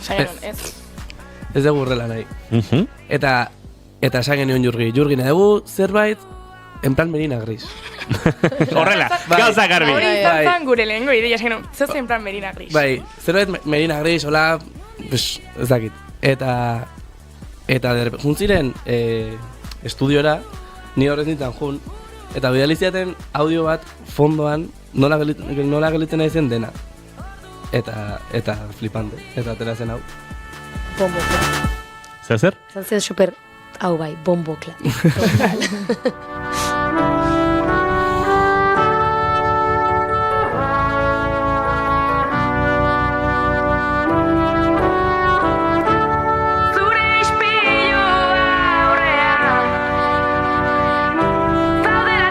Aipatu duzue Merina Gris eta referenteen giro horretan sartuta Ander Merino eta zer hitz egin barko diguzue. Ze uste dut, berebiziko pixu ere baduela proiektu honetan Merinok. Bai, baduka. Bai, oza hori, gure movida guztien artean ere, de repente iritsi ziren Merino eta Sergio gure gana. Eta hori, gure lokuran, de repente hori, eta orain batera ari gara lanean, eta super gustora. Bai. Aizue, gauza batzuk gehiago badakizkigu zeatik ezen inguruan. Nik lehen kontatu dut, astelenean, urbe pixka xaxatu nuela Elikoiarekin zerbait egin genezan, eta egin ere egingo dugula. Beraz uste dut, lehenengo kantu hau, kantu akustikoa deituko diogu, naiz eta nahiko akustiko berezia montatu dugun, aurkezteko moduan garela, errudena, zer jakin behar duen entzuleak, nahi baduzu zerbait jakitea, laizten entzungo dugun kantu honen inguruan. Bueno, azkenean errudenak bakoitzak berera interpretatu zakin abesti badala. Eta askotan egiten diola, erru sensazio hori zeinek euki behar duen, ez duen zeinek euki beharko luken erru guzti hori edo ez. Eta, introspekzio moduan, bukaeran amaitzen da, hori karraxeat izango baliz ezela, orduan, hori da pixkat bakoitzak bandezaken interpretazioa. Entzuleok, badoaz gure set akustikora zeatik-ezko lagunak, zoazte eta prestatu, eta errudena eskeniko digute, eurek proposatu duten formato berezi honetan, eta segituan entzuteko aukera izango dugu.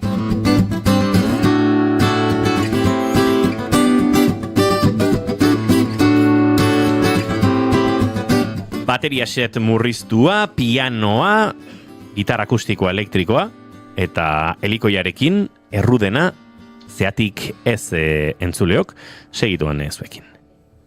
Nahi duzuenean.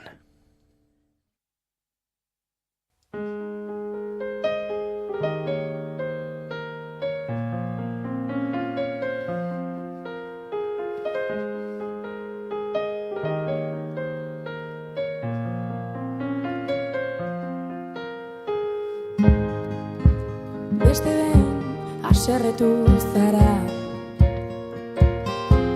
odeiekin haiek dute eta errua ta ez dakizu zer egin. Beste den haserretu zara euriarekin beratik duzota begiak busti.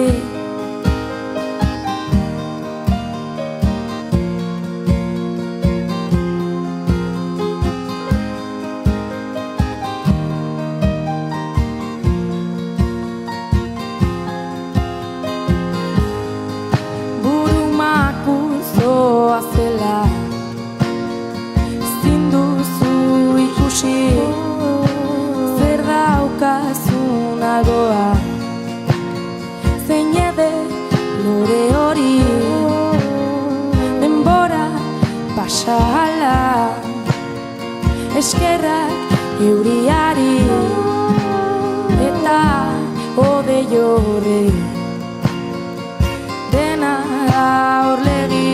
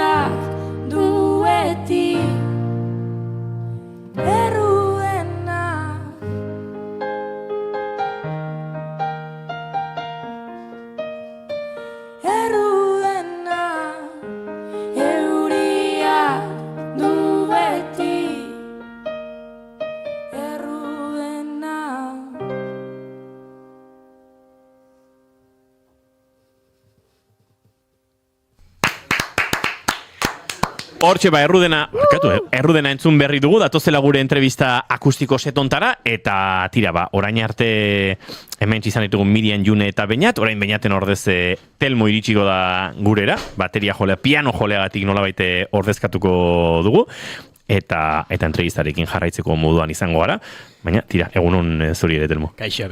Bueno, aipatu dugu, ez dakit, Berina Grise giroan edo egin nahi izan duzuen kantu hori, horrek zuzenean jotzeko teklistari lan berezia ematen dio, ez dakit nola moldatu duzuen, sekuentziengatik autua egin duzuen, edo ze borroka egin dituzuen hor? Hasieran izan zen pixkat kaos, baina gero kontuatu ginean nik etxean beste piano manekala. Orduan, ingenuna da, bajoa berez zaila da jotzea besti hortan, bajo akustikoakin. Orduan, adostu genuen beste piano txiki batekin, nola kasio txiki batekin, ez dakit. Oktabadore moduko bat egitez. Ez baina, berak egiten du, Berak egiten du. Orduan, abesti hortan ez dago bajorik, baina badaude bi teklatu. Eta gutxi gora bera esango nuke, defenditzen gehala. Ez dago, garai batean deitzen zioten gitarra bajo, Beatlesen garai horietan, gitarra bajoa, eta uste Euskal Herrian gitarra apala deitu zitzaiola garai batean. Bueno, bajoa dena da azken finean, eta gaur egun talde askok bajoa beharrean teklatu batekin ere bajoak egiten dituzte, eta kantu horrek horrela eskatzen zuen, beraz, ondo defendituta. Tira, letren inguruan hitz egin behar dugu, eta hortarako sarraskian murgildu behar dugu. Sarraskia. Feroza jaso dula, Eta, ojo goia saria zote den jasoko Kandido Urangak oraindik ere. Kandido, gautxa jartzen dio sarraskiari gure Kandidok. Bueno, esan bezala, letren inguruko galderak egingo ditut. Ez dira zaiak galderak, beraz lasai. Topatu ditut errepikatzen diren kontzeptu batzuk diskoan zehar, ez adidez, abesti ezberdinetako esaldi batzuk dira. Itxaso hontan ez dago urik, itxaso parean argia bizkarretik, eta nola eskatu olatuei. Uste duzue diskoa, letra aldetik behintzat oso ezberdina izango zela Donostiarrak ez bazinate? Bai. Guztiz. Bai. Erreferentzia asko itxasoari, kostari, zergatik?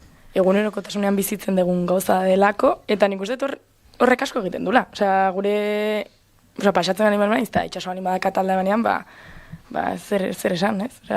Bai, niri, aurten kurtso hasieran esateko, nina ez Donostin bizitzen egon naiz Zaragozan.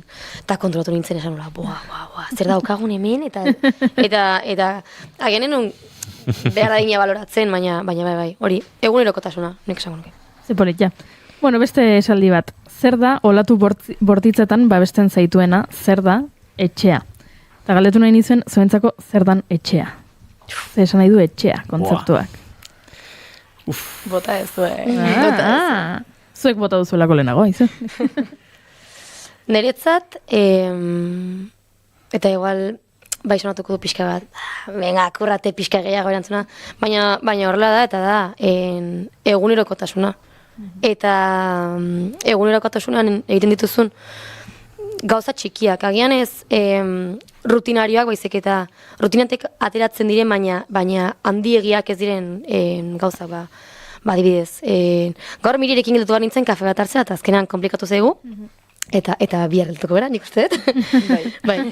Baina hori, egiten dituzun gauza txikiak eta zu sentiarazten zaituzten gauza txikiak. Zepolitza, eta beste gauzak barkatu.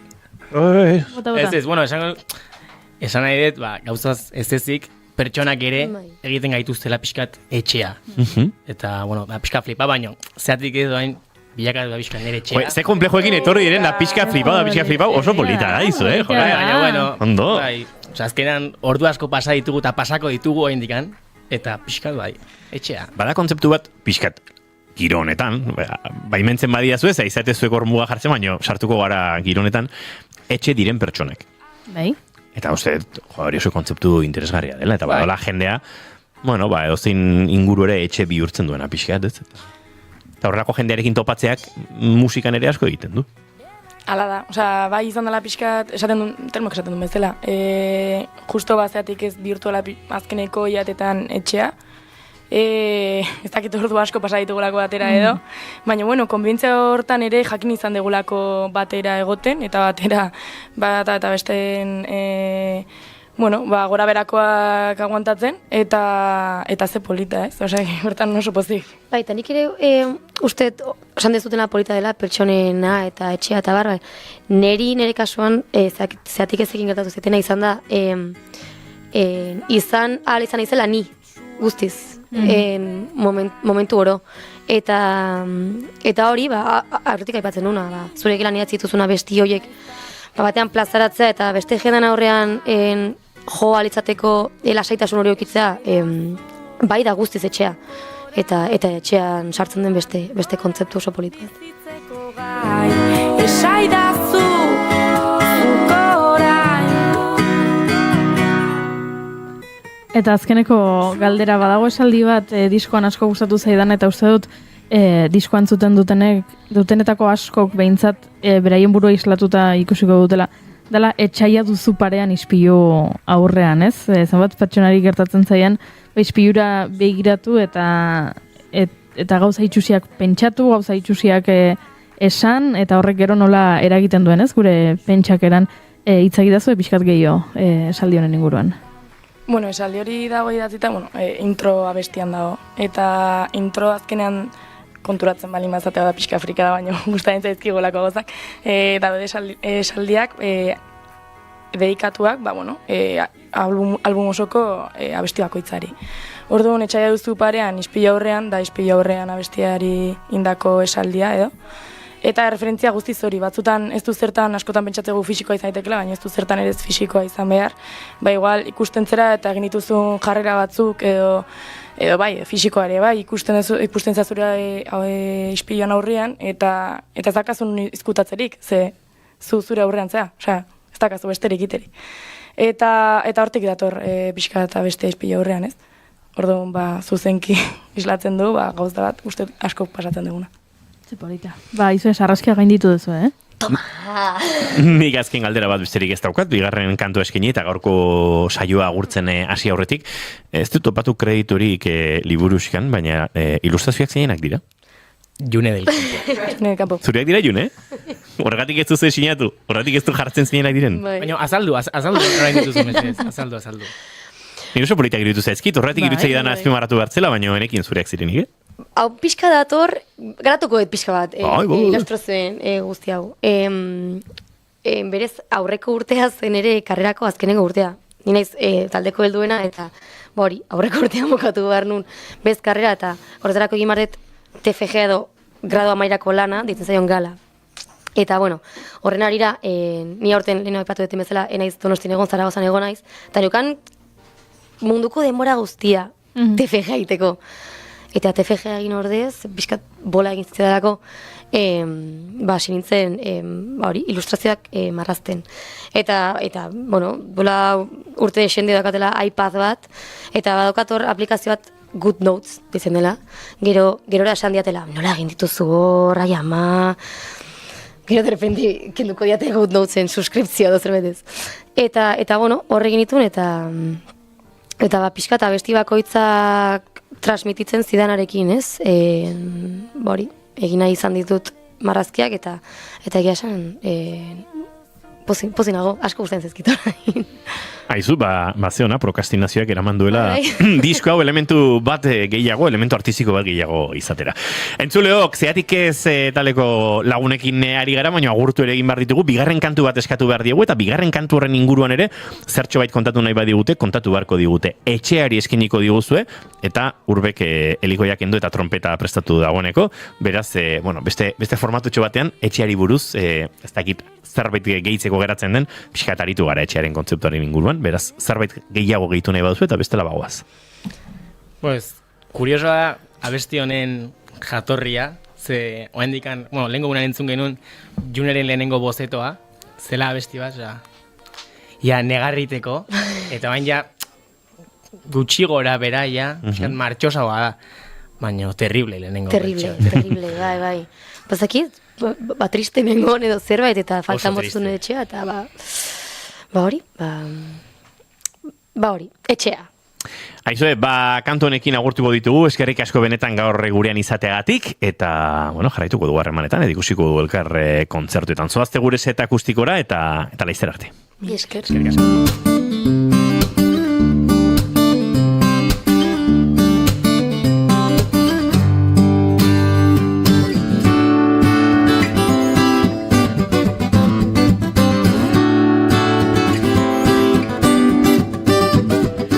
Bigarren kafearen elkarrizketa akustikoetan, zeatik ez, eta gaur eguerdiko 12 bidean entzuleok, gozatu etxeari honekin nahi duzuenean.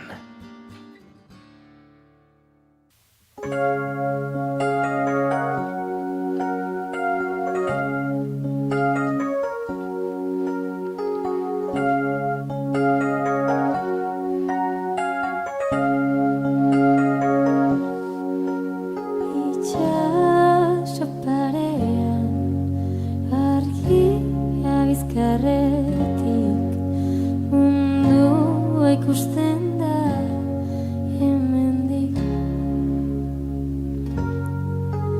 Dena ikena denean galdua zaudenean barriro segundan eseri zera olatu bortitzetan babesten zaituena zera.